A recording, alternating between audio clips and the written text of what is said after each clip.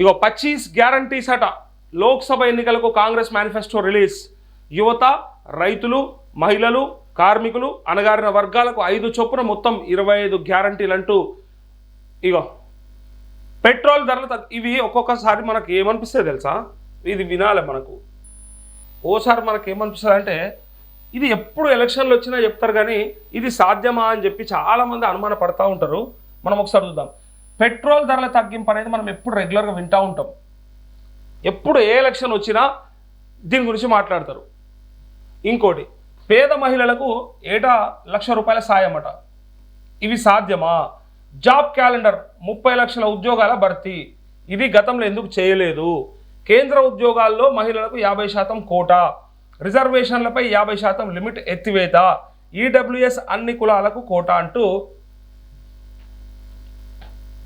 Economically weaker section ఉంటుంది కదా, EWS ఇది అన్ని కులాల్లో ఉంటుంది కదా, ఆ కులాలందరికీ కోటా అని చెప్పి చెప్తా ఉన్నారు. ఇవి సాధ్యమైతాయా? ఇప్పుడు ఇస్తున్నారు కాంగ్రెస్ వాళ్ళు.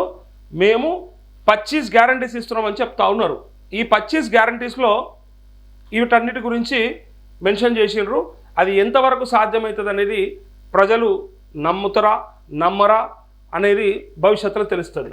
భారత్ జోడో న్యాయ యాత్రలోని 5 మూల స్తంభాలైన యువత, రైతులు, మహిళలు, కార్మికులు, అణగారిన వర్గాల కోసం 5 చొప్పున మొత్తం 25 గ్యారంటీలను ప్రకటించాం.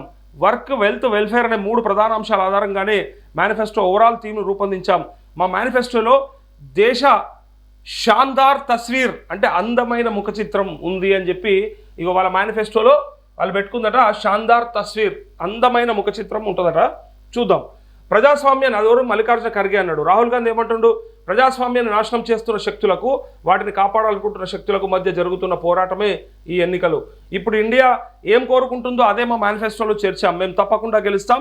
ఎన్నికల్లో గెలిచిన తర్వాతే కూటమికి లీడర్గా ప్రధాని పదవిని ఎవరు చేపట్టాలన్నది కూటమిలో పార్టీలన్నీ కలిసి నిర్ణయిస్తాయంటూ రాహుల్ గాంధీనే ప్రధానం చేస్తామని చెప్పి ప్రతి కాంగ్రెస్ కార్యకర్త, ప్రతి కాంగ్రెస్ నాయకుడు మాట్లాడుతున్నప్పుడు ఇంకా ప్రధానమంత్రి ఎవరే అవకాశం ఉంది అంటే చెప్తారు. ఇక ఆ తర్వాత మేము కూర్చుంటాం, మాట్లాడుకుంటాం, మెజారిటీ అభిప్రాయాలు తీసుకుంటాం, దాన్ని బట్టి సీల్డ్ కవర్ ఇస్తామని 100 చెప్తారు. కానీ ఆ కుటుంబానికే ప్రధాని పదవి అందుతుందని చెప్పి దేశం అందరికీ తెలుసు.